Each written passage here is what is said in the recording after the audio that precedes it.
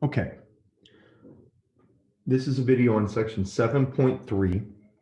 And during this video, that's solving trig equations, I'm going to solve several of your homework problems for you to help you out, to hopefully get you on the way to successfully completing many of these homework problems.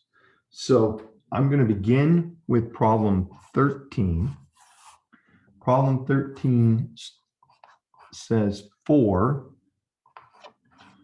cosine squared theta equals 1, right? 4 cosine squared theta equals 1. So before we can solve the problem, we have to isolate the trig function. So to do that, I'm going to bring the 4 to the other side. I get cosine squared theta equals 1/4. I'm going to take the square root of both sides. That's going to get me cosine of theta equals plus or minus 1/2. Now, we solve trig equations the way we generally attack most trig questions. We say, well, what's my quadrant? What's my reference angle? This question is unique. It's different than what we've been looking at in the past, because instead of our cosine theta being positive 1/2 or our cosine theta being negative 1/2, we have cosine theta equals plus and minus. So when we draw our unit circle here, and we go, all students take calculus, we want where cosine is positive, that's quadrants 1 and 4, and we want where cosine is negative, that's quadrants 2 and 3. So for our quadrant, we get all 4. So that's a new twist on things for us. Now, when it comes to our reference angle, we're going to attack that the same way that we always have. We're going to say cosine is adjacent divided by hypotenuse. We're going to try to draw a triangle where we have a possible ratio of 1/2. And of course, we have that triangle, right? That triangle is our 30, 60, 90 triangle. We need cosine to have an adjacent side of 1, a hypotenuse of a 2. That's going to be this angle right here. We know that is pi/3. So our reference angle is pi/3, and we're in all 4 quadrants. So we come over to our circle. We draw an angle of pi/3 in quadrant 1. Here's our reference angle. We draw a reference angle of pi/3 in quadrant 2. Here's our reference angle. We draw an angle of pi/3 in quadrant 3. There's our reference angle. And we draw an angle in quadrant 4 with a reference angle of pi/3. And now, since we do not have to do any work to simplify theta, we know our answer. We have theta equals, in quadrant 1, we get pi/3. In quadrant 2, we're now at 2 pi/3. In quadrant 3, we skip 3 pi/3, right here. We skip 3 pi/3, so we're at 4 pi/3. And then in quadrant 4, we get 5 pi/3. So our answer to problem 13 is going to be pi/3, 2 pi/3, 4 pi/3, and 5 pi/3. Okay. So let's take a look and see what happens now with another homework question. All right, so let's just move down and we'll look. We did problem 13. We'll look at problem 19. Okay, problem 19. So what do we have in problem 19?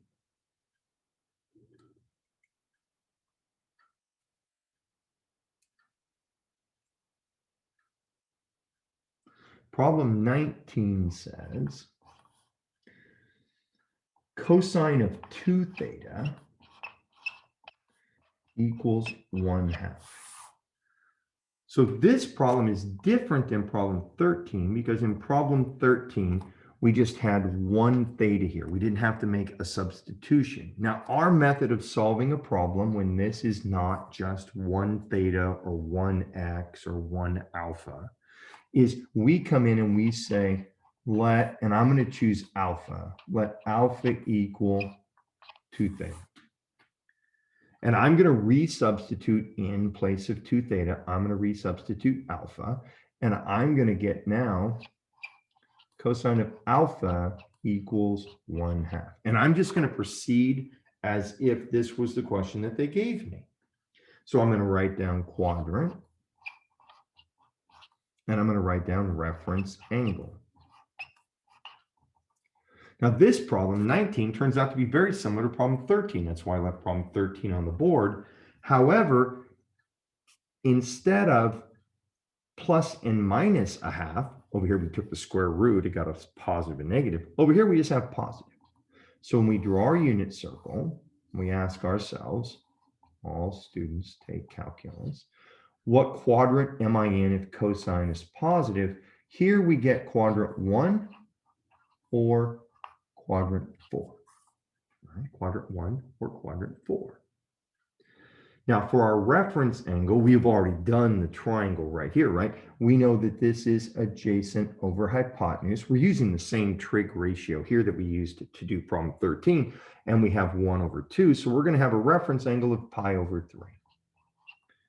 Now, instead of drawing pi/3 in all 4 quadrants, we of course have pi/3 in quadrant 1, and we have pi/3 in quadrant 4.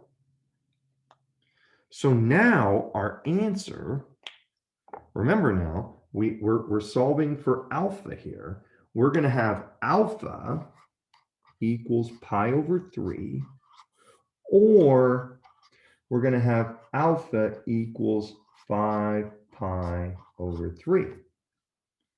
Now, that's not what we were asked to find. We were asked to find theta. So our problem-solving strategy here, our methodology says, when we have to do a substitution, we tack on plus 2k pi and plus 2k pi. 2k pi, because this is cosine, and the period of cosine is 2 pi. If this had been a tangent problem, this would be 1k pi. If this had been a cotangent problem, this would be 1k pi. It's 2k pi because it's a cosine or a sine or a secant or a cosecant. Now we're going to resubstitute in the value of alpha. Alpha is, according to here, 2 theta. So we have 2 theta equals pi/3 plus 2k pi, or we have 2 theta equals 5 pi/3 plus 2k pi. And now we just proceed. We solve for theta. We're going to multiply everybody by half, right? That's how we get rid of the 2. So we get theta equals, when we multiply here by half, we get pi/6.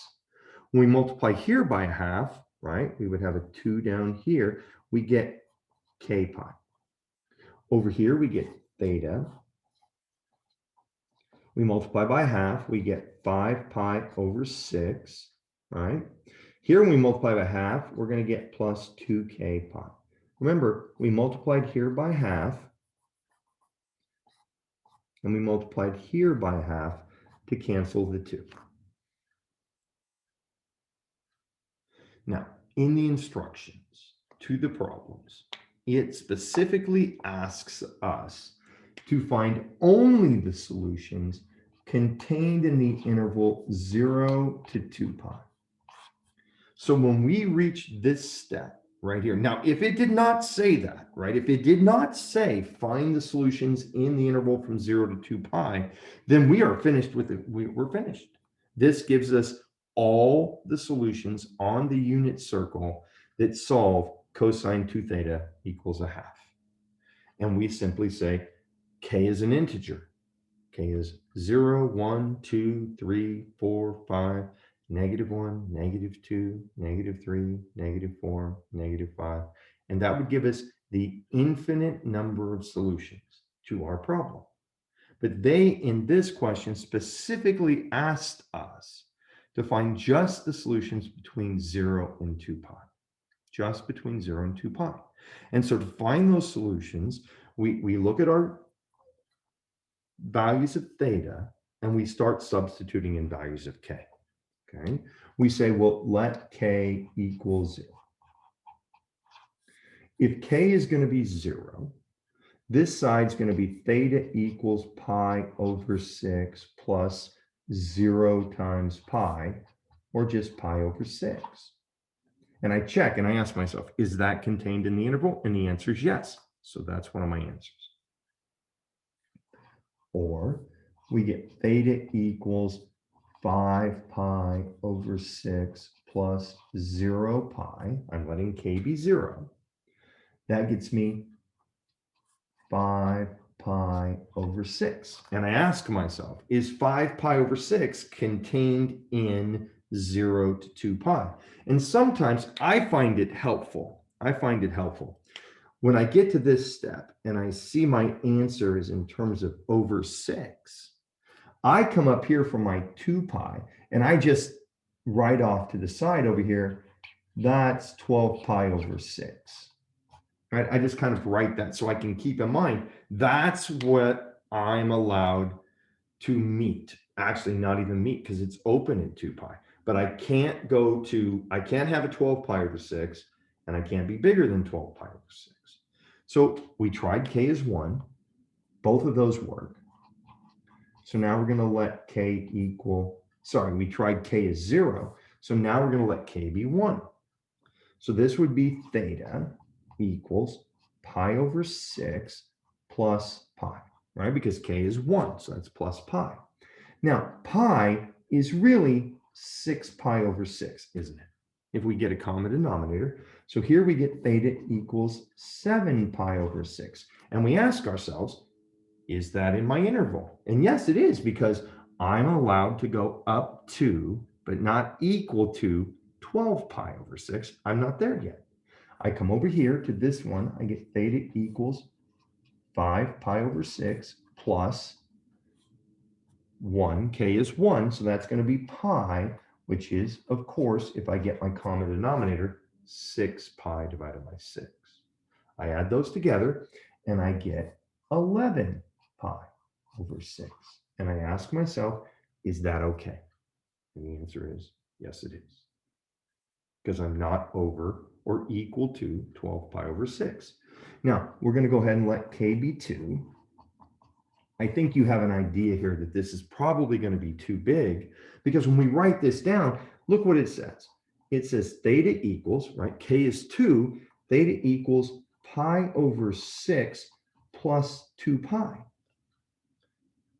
Well, let's just think about what that means. If we're adding 2 pi, right, let's just draw ourselves a unit circle right here. Here's pi over 6, 30 degrees. If we add 2 pi, we're going to go all the way around 12 pi over 6, because 12 pi over 6 is 2 pi. So we're going to be too big here. So this we're going to get rid of. By a very similar argument, of course, over here we're going to have 5 pi over 6 plus 2 pi. That's going to be too big as well. So we're going to have 4 solutions to problem 19, 4 answers, right? And they're going to be the answers we have right here on the board.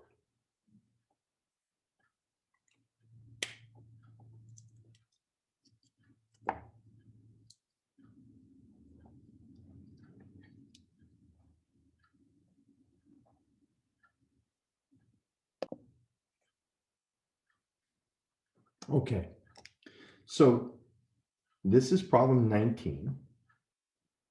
This is our strategy. This is what we're going to do. But our number 1 priority, right? Our number 1 priority should be copying the problems down correctly. Because I just noticed as I was talking to you, I glanced up at my book and I was going to do problem 25 next, which is 2 lines down from problem 19. And when I glanced up, I noticed problem 19 in your book is actually -1/2. So I actually didn't do problem 19 for you because I did +1/2. So if you were probably screaming at the computer from the beginning, but of course I didn't hear you when I was making this video, but I appreciate that. We were supposed to do quadrant 2 and quadrant 3 to do problem 19. But at least I showed you the steps, right? You can just mimic these steps. The only difference would be, of course, you would probably want to use the correct problem 19, but the video isn't about doing your homework for you. The video is about helping you how to do your homework. So these are the steps that we use to solve a problem like problem 19. But of course, if we were actually doing the problem 19 in your book, well, we would have to, write the problem down correctly. Now, it wasn't on purpose. I just messed that up. But so the answers you're going to get are going to be a little bit different, but you can follow this strategy and still get the correct answers. All right, so let's look at another one. And let's, this time I'll try to actually copy the problem down correctly. Let's see if I can at least start with the correct problem.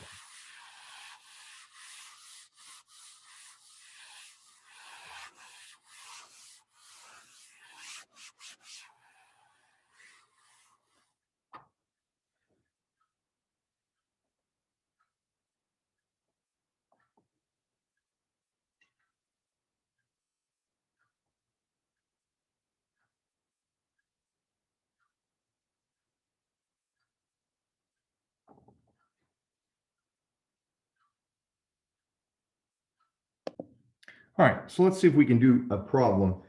We'll see if we can copy it down correctly and see if we can actually solve it correctly at the same time, right? So we did problems 13, we did 19. Let's jump down to something like problem 25, okay? 25. Now, problem 25 is a tangent problem, and it says tangent of theta plus 1 equals 0. So remember, our first task is to isolate the trig function. So this says tangent theta equals, we're going to move the 1 across, and we get -1. Okay. Now we're going to start with quadrant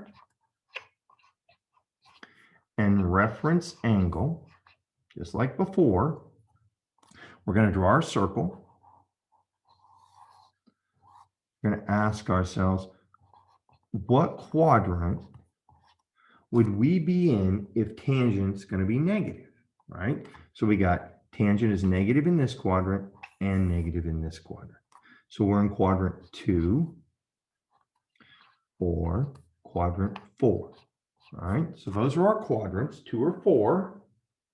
And now we need our reference angle. Now, this is one of those problems where they give us one number, but we have to remember that it's really a ratio, right? Trig ratios. So we need a triangle. Tangent is opposite over adjacent. So I need a triangle with a 1 for my opposite and a 1 for my adjacent. Of course, that's my 45, 45, 90. So my reference angle is going to be pi over 4. Okay, pi over 4. So we draw our reference angle in quadrant 2, right? Quadrant 2, we draw pi over 4 reference angle. We go to quadrant 4, we draw pi over 4 reference angle. Now, we did not have to do any substitutions. This is strictly theta. It's not 2 theta. It's not theta plus 6.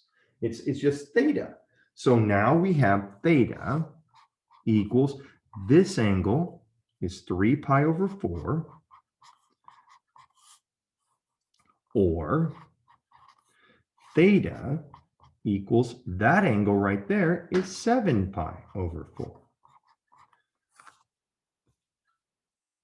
Now, because again, in this problem, they asked us only to solve between 0 and 2 pi, only one revolution, we are done. If they had said, find the general solution, right? Find the general solution, which means all of the solutions, then we would have attached k pi here. We would have attached k pi here. We would have told them k is an integer.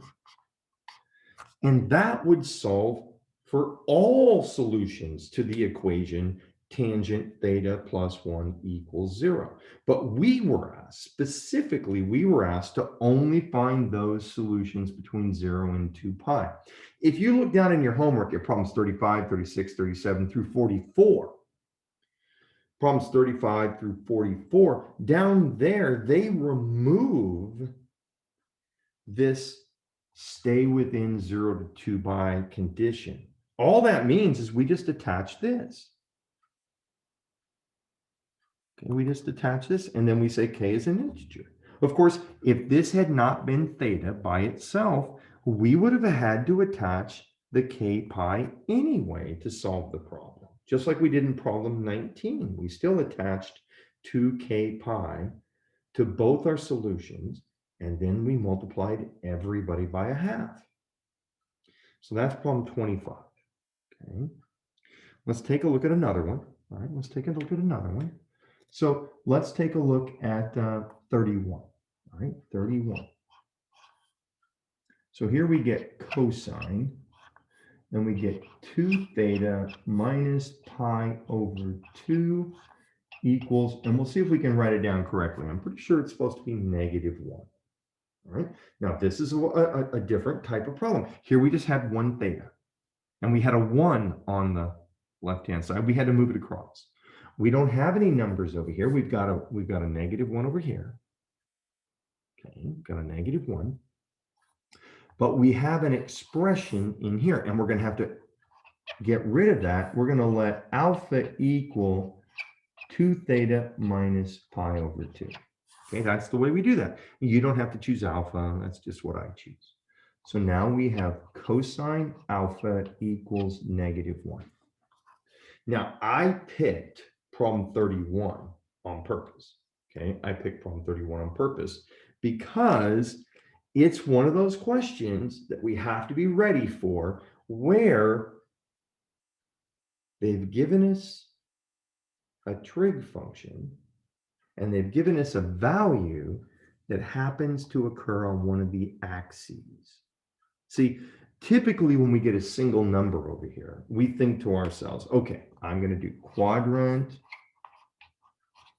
I'm going to do reference angle, right? That's our approach. And then we think to ourselves, well, all right, you're really trying to just play with my head here. That's really a fraction. So I'm going to write that as a fraction. I'm going to look at this as negative. I'm going to go, all students take calculus. I'm going to think cosine is negative in quadrant 2 and quadrant 3. I'm going to write quadrant 2 here or quadrant 3. This is what we typically do to solve these problems. We get to our reference angle, right? We get to our reference angle and we go, okay, cosine is adjacent over hypotenuse.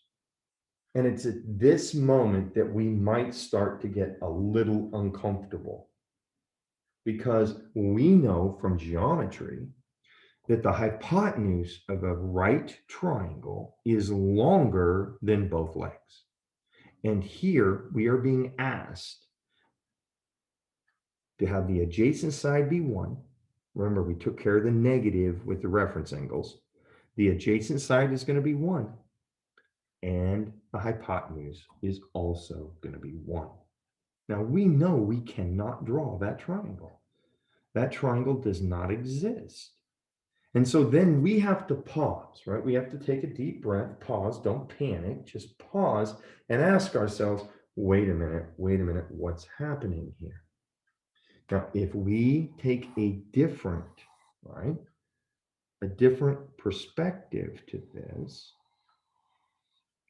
cosine looks like this. This is the cosine graph.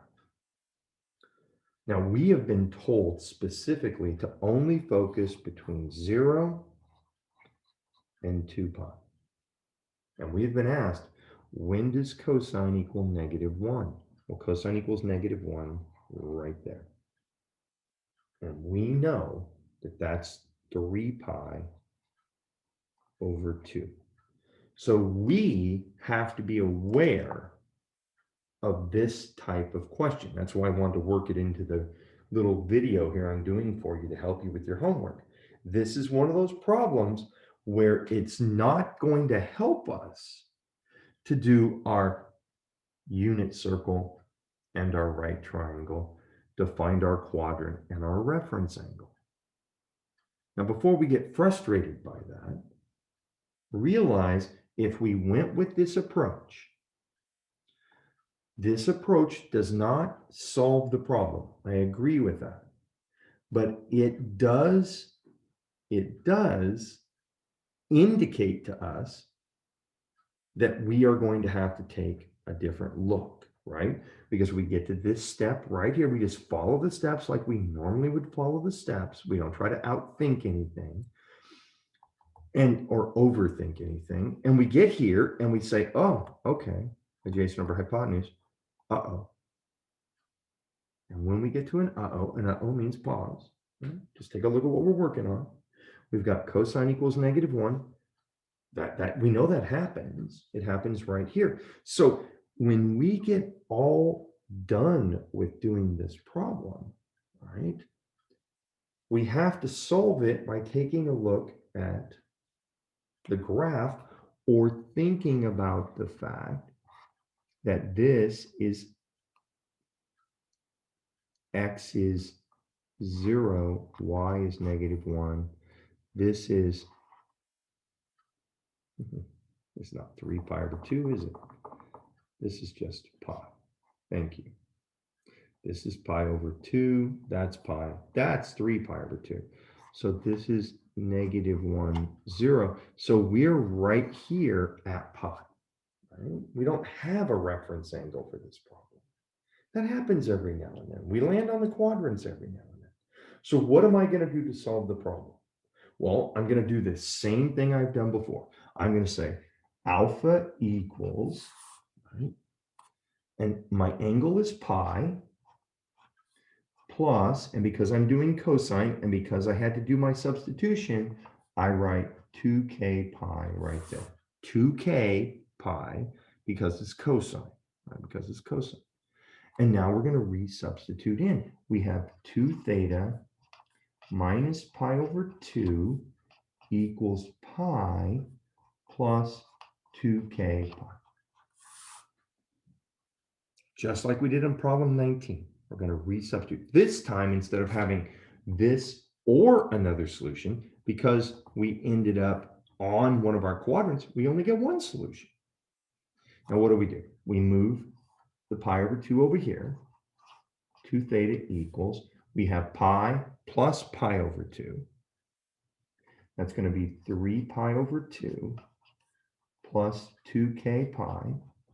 Now we divide everybody by 2, multiply over here by 1/2, and we get theta equals 3 pi over 4 plus, multiply by 1/2 here as well, k pi. Now, how are we going to find our answers? Well, we're going to say, let k equal 0.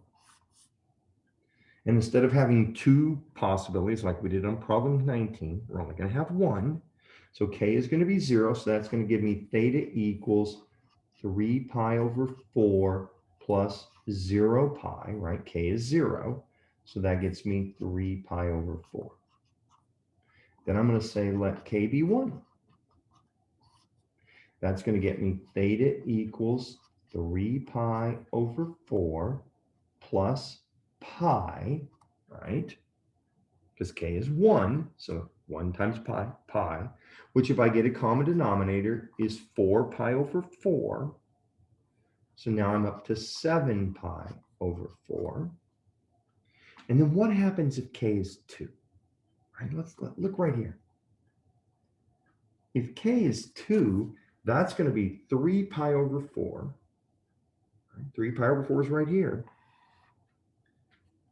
Plus 2 pi. So when we add 2 pi, to 3 pi over 4, we're going to pass our limitations, right? Remember our limitations were 0 to 2 pi.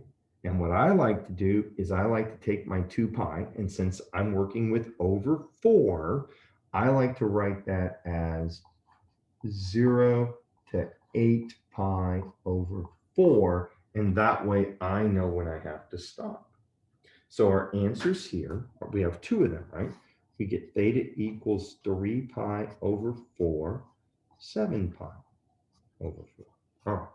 So I've done 4 of your homework problems for you. Hopefully by watching this video, and you can watch it as many times as you want, you'll be able to finish the rest of your homework problems. Remember, we have a quiz this week on sections 7.1, 7.2, 7.3. So this will be on our quiz. Okay. So everybody finish your homework, and I will see you when we get together this week. All right, thanks for watching.